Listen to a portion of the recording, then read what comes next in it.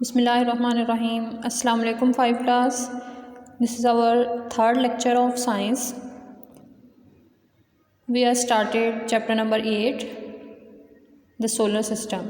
Chapter number 8 में हम solar system के बारे में सबसे पहले हमने पढ़ा है। इसके बाद हमने स्टार्स और प्लैनेट्स के बारे में पढ़ा है, सन के बारे में पढ़ा है। अब हम वन बाय वन जो है एक एक प्लैनेट को डिस्कस कर रहे हैं। प्रीवियस लेक्चर में हमने दो प्लैनेट्स मरकरी और वीनस के बारे में पढ़ा था। मरकरी सबसे फर्स्ट प्लैनेट है, सन के सबसे क्लोजेस्ट और सबसे स्मॉलेस्ट जो है प्लैनेट वो मरकरी है। उसके बाद हमने वीनस के बारे में पढ़ा था। वीनस क्या था? वीनस का साइज़ और मैस अर्थ के सिमिलर है, लेकिन इसकी एटमॉस्फेयर के अंदर हवा, उसके अंदर कार्बन डाइऑक्साइड की कंसंट्रेशन ज़्यादा होती है, जिसकी वजह से वो दूसरे प्लैनेट से ज़्यादा हॉटर है, वहाँ पे ज़्यादा गर्मी है। आज हमने थर्ड प्लैनेट पढ़ना है सोलर सिस्टम का, जो कि अर्थ है, ज़मीन जहाँ पे हम रहते हैं। Earth is the third planet from the sun. ज़मीन सूरज के गिर्द जो है तीसरा सियारा है। Its atmosphere, distance from the sun and many other factors have made it heaven for life. Heaven होता है जन्नत।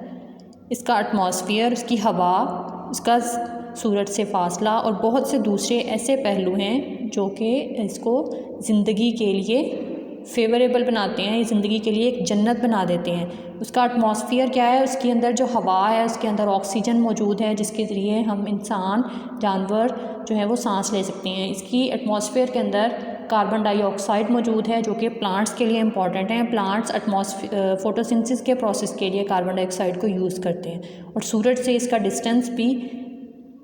डिस्टेंस इतना है कि ना यहाँ पे ज़्यादा गर्मी है, कुछ जो इलाके हैं वहाँ पे गर्मी है, कुछ जो हैं एरियाज़ वहाँ पे गर्मी है। यहाँ पे जो सीज़न्स हैं वो चेंज होते रहते हैं, कभी सर्दी का मौसम है, कभी गर्मी का मौसम है। ये तमाम फैक्टर जो हैं इसको ज़िंदा रहने के लिए, किसी भी चीज़ के लिविंग थिंग्स के लिए बहुत सूटेबल है। The central part of the Earth is solid iron core which creates magnetic field. Earth का सेंट्रल पार्ट जो है वो सॉलिड आयरन कोर है, तो लोहे की वो कोर है जो कि मैग्नेटिक फील्ड बनाती है। It is surrounded by a thick layer of molten rocks called mental. इसके गिर्द जो है मोल्टन रॉक्स जो है मेल्टेड जो चट्टानें हैं वो मौजूद हैं, जिसको मेंटल कहते हैं। The surface of the Earth is made of water, air and solid ground. ज़मीन की सरफेस जो है किस चीज़ से बनी हुई है? वाटर, एयर और सॉलिड ग्राउंड से। Its atmosphere consist of nitrogen, oxygen, carbon dioxide and other gases. इसके एटमॉस्फेयर के अंदर, हवा के अंदर nitrogen, oxygen, carbon dioxide gases और दूसरी बहुत सी गैसेस मौजूद हैं। फोर्थ प्लैनेट है Mars. Mars is also called red planet due to its reddish colour. Mars को रेड प्लैनेट कहते हैं क्योंकि उसका कलर रेडिश है। Its colour is due to a layer of iron rich dust. इसका कलर रेडिश क्यों है? क्योंकि इसके अंदर जो है आयरन रिच डस्ट की एक लेयर प्रेजेंट है। The planet has a central core of iron surrounded by a thick layer of rocks. Central core के गिर्द जो है थिक लेयर ऑफ रॉक्स है, चट्टानों की एक लेयर मौजूद है। Its atmosphere is thinner than the earth. Mars has water but it is locked up as ice. Mars planet के ऊपर पानी मौजूद है, लेकिन वो आइस की फॉर्म में लॉक्ड हुआ है, वहाँ पे जमा हुआ है, वो यूज़ नहीं हो सकता, बर्फ़ की फॉर्म में है। Scientist think that many million of years ago there was earth-like climate on Mars। साइंसदानों का ख्याल है कि मिलियंस साल पहले मार्स पे भी ज़मीन जैसा ही वहाँ पे मौसम था। नेक्स्ट है Jupiter. Jupiter is the largest planet in the solar system. ये आप देख रहे हैं, इनके साइज़ साथ साथ बनाए हुए हैं कि जुपिटर जो है सोलर सिस्टम का सबसे बड़ा सियारा है। It is a gas planet.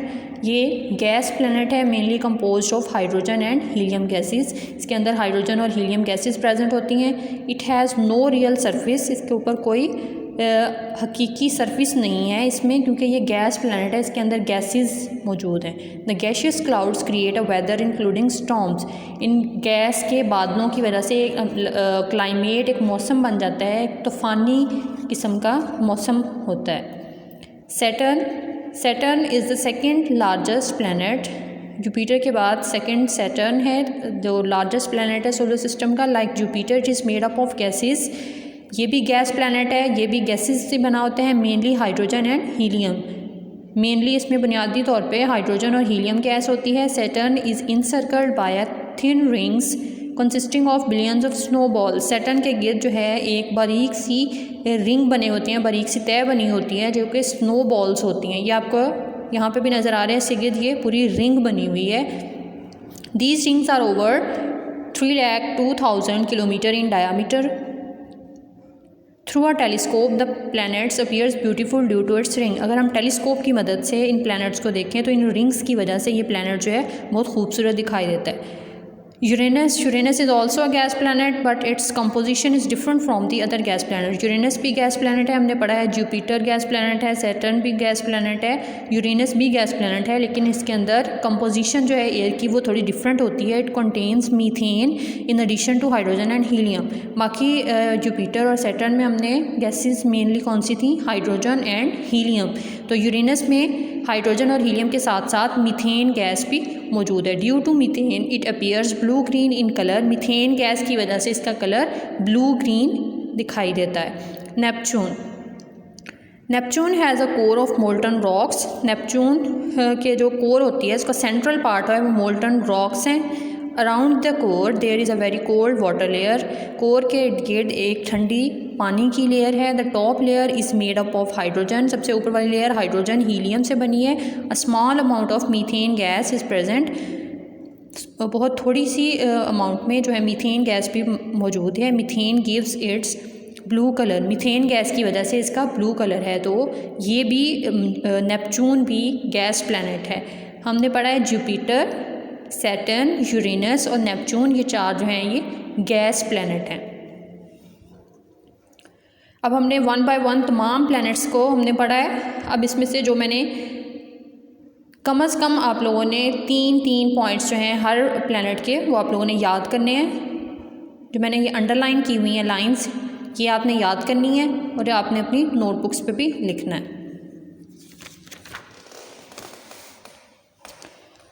Interesting information है, the earth revolves anti clockwise around the sun with the speed of about 1,07,244 kilometre पर आवर्स। क्या है, अर्थ ज़मीन सूरज के गिर्द एंटी क्लॉकवाइज डायरेक्शन में उसके गिर्द रिवॉल्व करती है। स्पीड कितनी है, 1,07,244 किलोमीटर पर आवर्स। अब एंटी क्लॉकवाइज डायरेक्शन क्या होती है, ये देखें, ये सन है। क्लॉकवाइज डायरेक्शन क्या होती है, जिस तरह से हमारे घरों में क्लॉक होती हैं या वॉच होती है, उसके हम यहाँ से स्टार्ट करते हैं। यहाँ पे 1 होता है, 2, 3, 4, 5, 6, 7, 8, 9, 10, 11 एंड 12। 1 से स्टार्ट करके जो नीडल होती है वो यहाँ से 12 तक आती है। इसको कहते हैं क्लॉकवाइज डायरेक्शन। 1 से स्टार्ट करके यूँ पूरा सर्कल घूम के 12 पे आके स्टॉप होती है, तो ये होती है क्लॉकवाइज डायरेक्शन। तो एंटी क्लॉकवाइज डायरेक्शन क्या है कि हमने 12 से स्टार्ट करके पीछे की तरफ आना है। 12, 11, 10, 9, 8, 7, 6 यूँ 1 तक। 12 से पीछे की रिवर्स जो है 1 तक, ये एंटी क्लॉकवाइज डायरेक्शन है। इसी तरह से अर्थ भी सन के गिर्द, ये सन है, अर्थ जो है एंटी क्लॉकवाइज इसके गिर्द रोटेट कर रहा है। नेक्स्ट ये भी इंफॉर्मेशन है, diameter of moon is 3,476 kilometres. ये आप लोगों के ऑब्जेक्टिव्स के लिए हैं। तो आज का हमारा लेक्चर यहीं पे स्टॉप होता है। हमने इस लेक्चर के अंदर तमाम जो प्लैनेट्स हैं उनकी करैक्टरिस्टिक्स पढ़ी हैं, उनकी खसूसियात पढ़ी हैं कि वहाँ पे एटमॉस्फेयर किस तरह का है, वो गैस प्लैनेट है या उसके अंदर कौन सी गैसेस प्रेजेंट हैं। तो आज के लेक्चर में हमने प्लैनेट्स पढ़े।